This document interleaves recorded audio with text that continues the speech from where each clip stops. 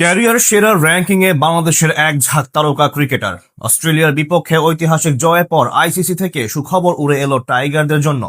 Batting bowling দুই ডিপার্টমেন্টে এখন জয় জয়কার লাল সবুজে তারকাদের। শান্ত তামিমের পাশাপাশি বিশাল লাফ দিয়েছেন মিরাজ হাসান মাহমুদরা। আইসিসি থেকে টাইগার ক্রিকেটারদের পাওয়া এইসব সুখবর নিয়ে বাকিটা জানবো রিপোর্টে।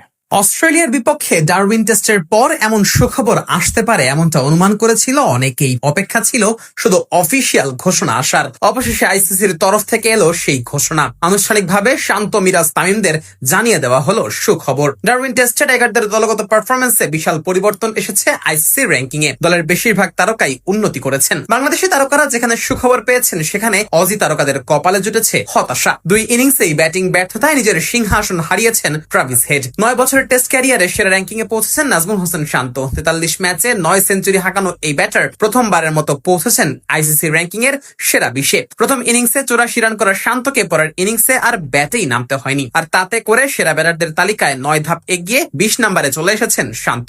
659 রেটিং পয়েন্টও তার ক্যারিয়ার সেরা। এছাড়া প্রথম ইনিংসে 49 ও দ্বিতীয় ইনিংসে অপরাজিত 30 রান করা মুমিনুল হক এগিয়েছেন 5 ধাপ। বর্তমানে তার অবস্থান 31 নম্বরে। তবে এই ম্যাচে একবারই ব্যাট করা লিটন রানের খাতা খোলার আগেই বিদায় নেওয়ায় নেমে গেছেন 28 নম্বরে। সবচেয়ে বড় উন্নতিটা করেছেন ওপেনার তানজিদ তামিম। প্রথম ইনিংসে তার অসাধারণ শতকের বদৌলতে এক লাফে 84 ধাপ এগিয়েছেন তামিম। মাত্র 2 টেস্ট খেলা এই বাঁহাতি ব্যাটার আছেন র্যাঙ্কিং এর 88 নম্বরে। 3 ধাপ উন্নতি করেছেন আরেক ওপেনার সাদমান ইসলাম। বর্তমানে তার অবস্থান 58 নম্বরে। সাদমানের ঠিক পরেই আছেন মেহেদী হাসান মিরাজ। প্রথম ইনিংসে 65 রানের লড়াকু ইনিংস খেলা মিরাজ এগিয়েছেন 5 ধাপ। বাংলাদেশি ব্যাটারদের মধ্যে সেরা অবস্থানে যথারীতি আছে মুশফিকের নাম। 39 বছর বয়সী এই ব্যাটারের বর্তমান র্যাঙ্কিং 18 নম্বরে। এদিকে বোলিং র্যাঙ্কিং এ বড় লাভ দিয়েছেন হাসান মাহমুদ। প্রথম ইনিংসে 6 ও দ্বিতীয় ইনিংসে 3 উইকেট পাওয়া এই পেসার জিতে নিয়েছেন ম্যাচ সেরার পুরস্কারও। এবার আইসিসি থেকেও তার জন্য এলো সুখবর। বোলিং র্যাঙ্কিং এ 26 ধাপ এগিয়েছেন এই পেসার। বর্তমানে তার র্যাঙ্কিং 38 নম্বরে। 503 রেটিং পয়েন্টও হাসানের ক্যারিয়ার সেরা। এছাড়া দ্বিতীয় ইনিংসে 5 উইকেট তুলে